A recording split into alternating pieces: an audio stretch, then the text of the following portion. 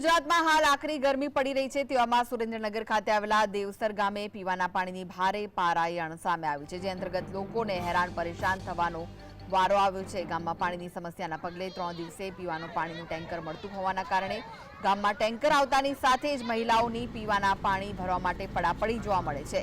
ગામમાં સૌની યોજના માત્ર કાગળ પર હોવાનો ગ્રામજનોએ આક્ષેપ કર્યો હતો। એટલું જ નહીં, પરંતુ ખુદ ભાજપના ચોટીલાના ધારાસભ્ય श्यामजी चौहाने पण पाणी मुद्दे तंत्रने अनेक वखत रजूआत करी, छतां पण तंत्र आंख आड़ा कान करी रह्युं छे, जेथी लोकोने आखरी गरमीमां पण पीवाना पाणी माटे वलखा मारवा पड़ी रह्या छे। पाणी मोडું पाणी आवे, टांका आवे के वारो आवतो आ बैर्या बाज्या ज राखे तो काम बाजવાનું છે કે પાણી તકલીફ ગામમાં નળ કે બોર કે એવું કઈ દીધું બધું છે, મોડું પાણી છે। બોર એ બંધ છે। હા, નર્મદાનું પાણી આવે છે? ના, નથી આવતું। આ અત્યારે અમે ટાંકા ચાલુ કર્યા છે। તો આ વિશે વધુ માહિતી માટે જોડાઈ ગયા છે સંવાદદાતા ફઝલ। દેવસર ગામે ટેન્કરથી પાણી પૂરું પાડવામાં આવે છે, જે લોકો છે પાણીની હાલાકીનો સામનો કરી રહ્યા છે, શું વિગતો મળી રહી છે?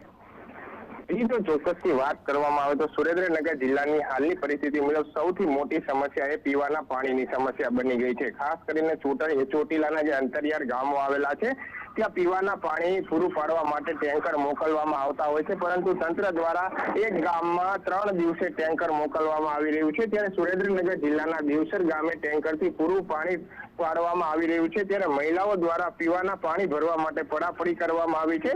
ઉલ્લેખનીય છે કે સુરેન્દ્રનગર જિલ્લાભરમાં સૌની યોજના હેઠળ કરોડો રૂપિયાના વિકાસના કામો કરવામાં આવ્યા હોવાના તંત્ર દાવા કરી રહ્યા છે। ગામડે સુધી પીવાનું પાણી પહોંચ્યું તેવા પણ બણગા ફૂંકી રહ્યા છે, પરંતુ આ માત્ર યોજના કાગળ ઉપર રહી ગઈ હોય તેવું લાગી રહ્યું છે। દેવસર ગામની જો વાત કરવામાં આવે તો 3 દિવસે પીવાનું પાણી એક ટેન્કર મારફતે પહોંચાડવામાં આવી રહ્યું છે। 2000ની વસ્તી ધરાવતું આ ગામ છે, એક ટેન્કરથી પીવાનું પાણી પૂરું નથી પડતું, ત્યારે ગ્રામજનો પાણી માટે વલખા મારી રહ્યા છે। આ મુદ્દે ચોટીલાના ધારાસભ્ય શ્યામજી ચૌહાણે પણ સુરેન્દ્રનગર જિલ્લા કલેક્ટરને રજૂઆત કરી અને તાત્કાલિક ગામમાં પીવાના પાણીના ટેન્કરો વધારવાની માંગણી કરી હતી, પરંતુ ધારાસભ્યનો પણ અધિકારીઓ પાસે ન ચાલતા હોવાની પરિસ્થિતિ સુરેન્દ્રનગર જિલ્લામાં ઊભી થઈ છે।